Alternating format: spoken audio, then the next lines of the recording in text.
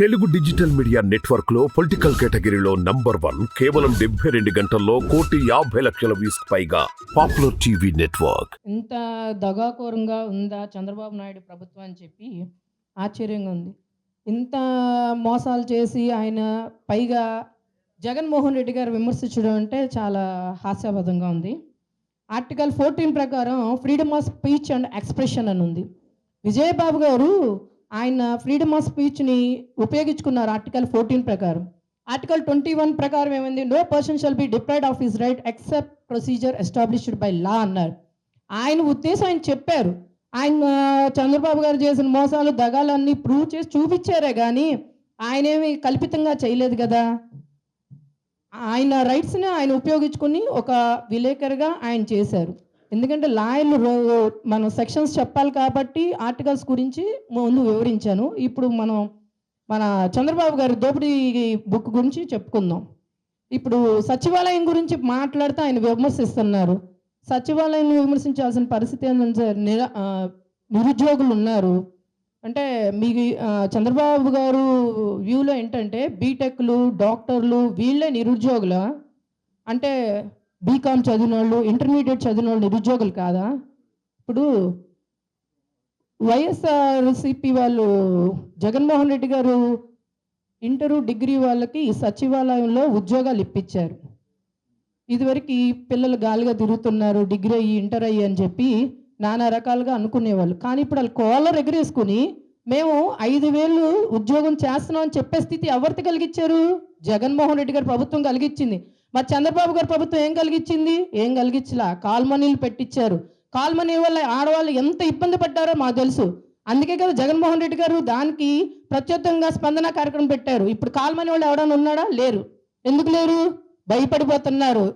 కాల్మనీలో వాళ్ళు వడ్డీలు తిప్పితే ఆడవాళ్ళు ఎంత బాధపడ్డారో తీర్చలేక ఎంత అవస్థ పడ్డారో తెలుసు. ఎందుకంటే మాకు లాయర్లు మా దగ్గరికే వచ్చారు. ఇప్పుడు స్పందన కార్యక్రమం జగన్మోహన్ రెడ్డి గారు పెట్టిన తర్వాత ఒక్కొక్కరు భయపడిపోయారు. జగన్మోహన్ రెడ్డి గారి పథకాల గురించి విమర్శించే స్థాయి లేదు, ఎవ్వరికీ లేదు, ఏ పార్టీకి లేదు. డబ్బుల కోసం సీట్లు అమ్ముకోలే జగన్మోహన్ రెడ్డి గారు. చంద్రబాబు నాయుడు గారు అమ్ముకున్నారని చాలా ప్రూఫ్స్ ఉన్నాయి. అది మన మహాదోపిడి పుస్తకంలో కూడా ఉంది. అచ్చదాన అన్న చెట్లు పెంచారు, మళ్ళీ చెట్లు నరికేసింది ఎవరండి? మీడియా వల్లనే నేను ప్రశ్నిస్తున్నా.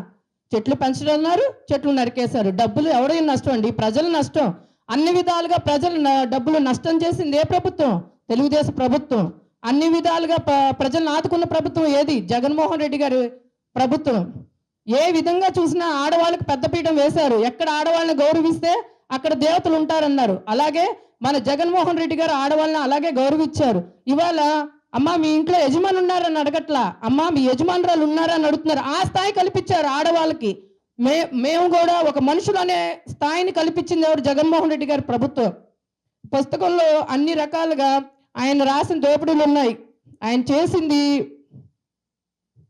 జనవరి శాఖలో కూడా దోపిడీ మొత్తం 6 లక్షల కోట్లు. అంటే ఆ డబ్బులు వినియోగిస్తే ప్రజలు ఇంకా ఎంత ముందుకెళ్ళి బాగుపడతారు? ఉద్యోగాలు ఇక్కడే ఇవ్వచ్చు, ఇండస్ట్రీస్ పెట్టచ్చు. ఆయన దోపిడీకి మనం లెక్కలు ఇంకా కట్టలేం. ఇంకా 6 లక్షలు ఇంకా ఎన్ని లక్షలు ఉన్నాయో కూడా మనకు తెలియదు.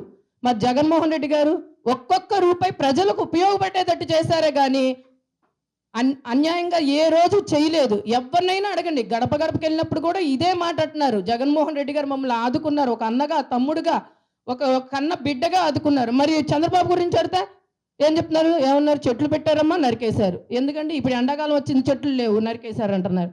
ఎన్ని డబ్బులు దండగ చేశాడండి ఆయన? హైటెక్ సిటీ అన్నారు, ఉద్యోగాలు అని ఇప్పించారండి. అన్ని యానిమేషన్స్ డిజైన్స్ అంతే. అక్కడెక్కడో కట్టారు కృష్ణానది ఒడ్డున, నీళ్ళు వస్తే అది కుంగిపోతుంది. ఇలా డబ్బులు నష్టం చేయటం కాదు. ఏ ప్రభుత్వం అయినా ప్రజలకు ఉపయోగపడేటట్టు చెయ్యాలి. ఆ ప్రభుత్వం ఏ ప్రభుత్వం చేసింది? జగన్మోహన్ రెడ్డి గారి ప్రభుత్వం ఒక్కటే చేసింది. మరి జగన్మోహన్ రెడ్డి గారు అన్యాయాలు చేశారని ఎవరన్నా రాశారండి? రాయలా. ఎందుకని? నిజాలు నిష్ఠూరంగా ఉంటాయి. అందుకే మన విజయబాబు గారు మహాదోపిడి అని చెప్పి బుక్ రాశారు. నేను ప్రతి ఒక్కరికి చెప్తున్నా, ఆంధ్రప్రదేశ్ ప్రజలకి ఈ బుక్ చదవండి, మీకే తెలుస్తుంది ఎవరి ప్రభుత్వం ఎలాంటిదని చెప్పి. ఉన్నాయి లేని కల్పించడం జగన్మోహన్ రెడ్డి ప్రభుత్వానికి అలవాటు లేదు. యానిమేషన్స్ చేయటం ఆయనకి రాదు. చేస్తానన్నదే చేసి చూపిస్తాడు. కాబట్టి ప్రజలు ఒకసారి ఆలోచించుకోండి. ప్రతి ఇంట్లోనూ ఈ బుక్ చూసి చదివి మీరు ఓటేయండి. ఇలాంటి బుక్ రాసిన విజయబాబు గారికి మేము ధన్యవాదాలు చెప్తున్నాం.